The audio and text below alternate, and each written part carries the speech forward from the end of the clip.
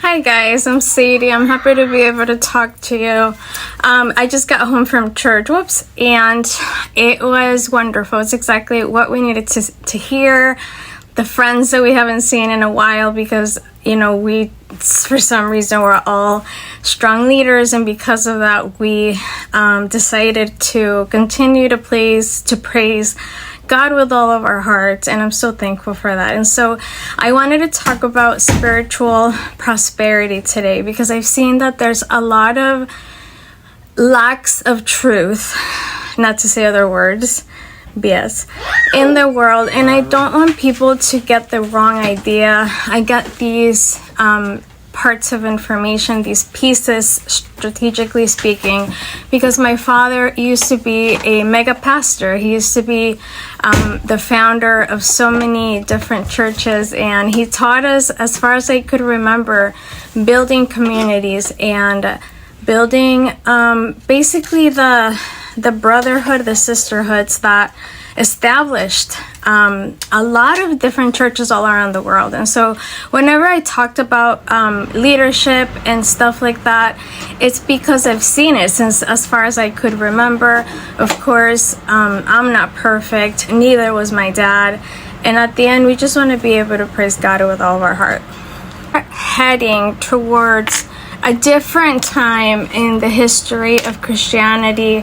I want you to understand that it's all biblical. It's all based on what the biblical men had established and even said, because from what I remember, all of the leaders in the church and in the First and Second Testament and the New Testament, we have seen and understood that they were very wealthy men. It's just that a lot of people misconstrued, and they think that we have to be poor or we have to be physicians to be able to even make a dent, basically, when it comes financially. And today we are talking about God will provide.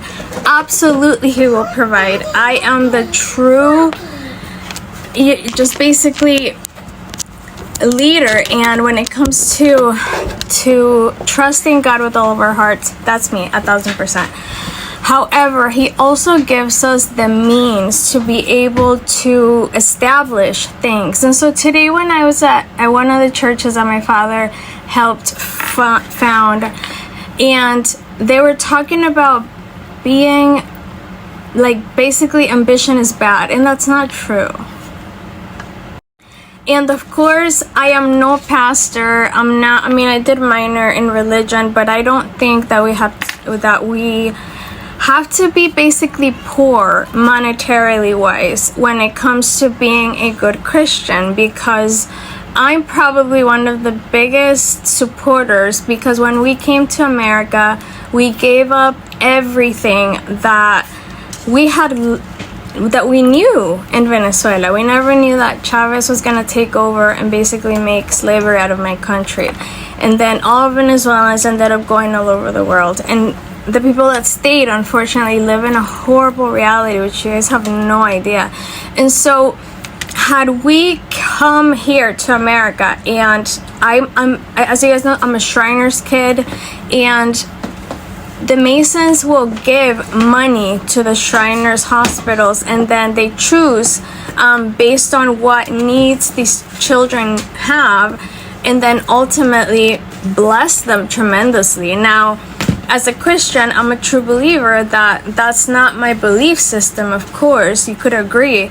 However, had these Masons never donated money, I wouldn't be here. You and I would have never crossed paths, and ultimately I would have been dead, because that's the nature of my disease.